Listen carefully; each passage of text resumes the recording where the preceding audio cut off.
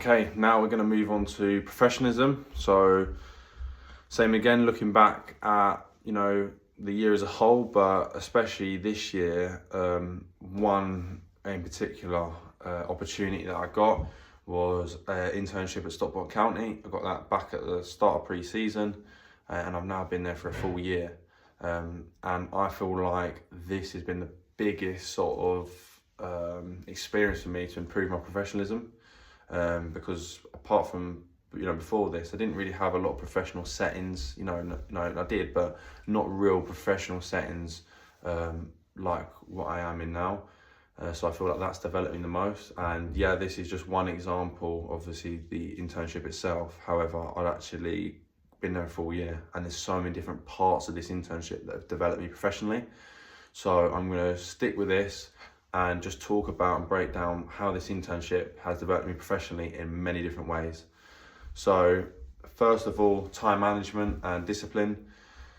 Working in a professional football club, it requires strict adherence to deadlines for training, player monitoring and reporting. It's so important. Everything is time-based, has to be on time. That is one of the biggest things I've learned.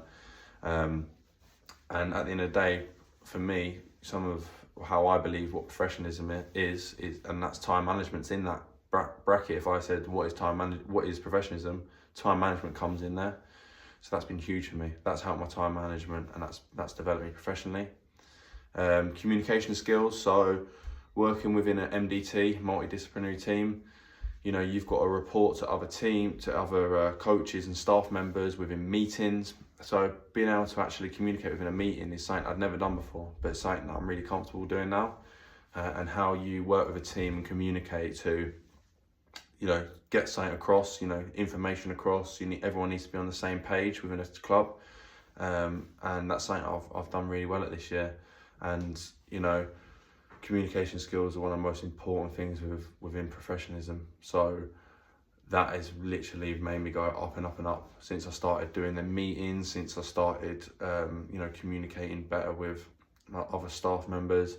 That's helped me professionally huge. And I know that if I go into another club or I go in anywhere else, I know that I'll settle down quickly and I'll be able to communicate and sort of work my way around it, no problem, because I now understand how to communicate professionally. That's not just with coaching staff, that's with the players themselves. You've got to talk and communicate differently depending on who you're talking to. That's really, really important. And you've got to know when to turn it on and turn it off as well. So speaking professionally is so important, but there is that line where you need to know how to turn it and turn it off, because you're not a robot at the end of the day.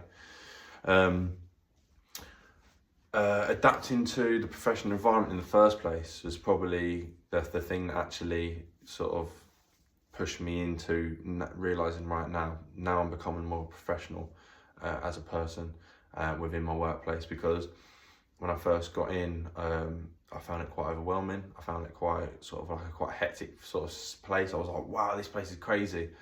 How am I going to deal with this? But that exposure to a structured environment, when it is very, very structured, a professional football club, is made me able to learn sort of workplace etiquette, accountability, and what the expectations are as a staff member in a high performance setting, and that is huge. That is huge for me. So that's really, really helped.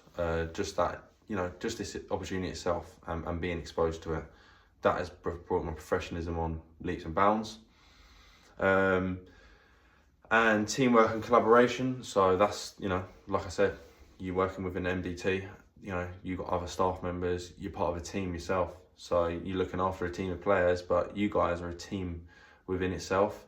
And, you're working alongside other sports scientists, physiotherapists, coaches, and this is all to support the players' development. So that teamwork is huge for professionalism, because as a professional, you need to be able to work with others. You need to be able to, like we said, communicate with others, and having that teamwork and being able to work as a team has also really, really developed me forward.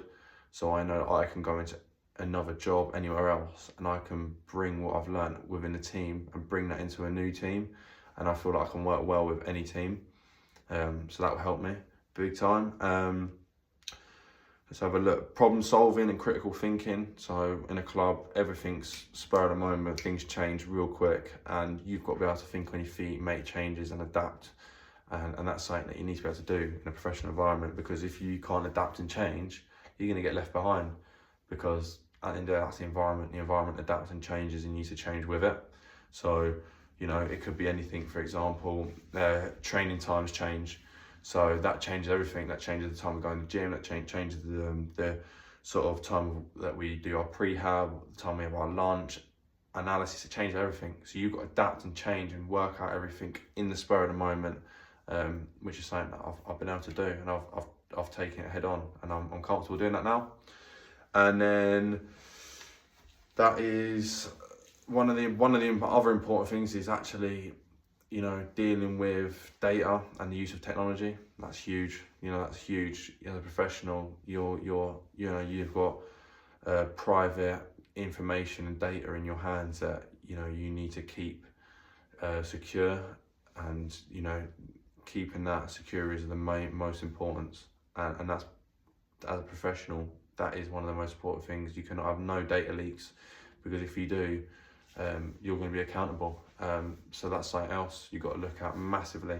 But that's helped me, you know, knowing that I'm trusted to be in control of a team's data.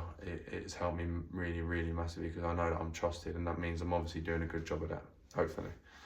And finally, professional reflection and growth. So even within the club itself, we have meetings once a month where we reflect on how our year's been, or how the last month's been, professionally, and, you know, regular self-evaluation and feedback from my boss has really helped me refine my skills. So you've got Gibbs 1988, which is the reflective cycle to assess strengths and areas for improvement. So I know my boss uses this quite a lot, but it's the cycle of reflection, and how you reflect on all these different parts of you within your job role, and you assess your strengths and how you can improve. So that's what we do once a month. We sit down, we assess, we discuss what we're going to do, and we will go forward and improve and work on that the next month. And then hopefully when we sit down a month later, we can go, yeah, bang, you've improved that, move on, what's next? And you can always improving then and ticking things off the list. So that's been on how I've developed professionally this year. I know it was all based on what I've done as my internship, but there are so many other things that I have developed professionally outside of that. But this is, for me, it's been a main point. So thank you very much.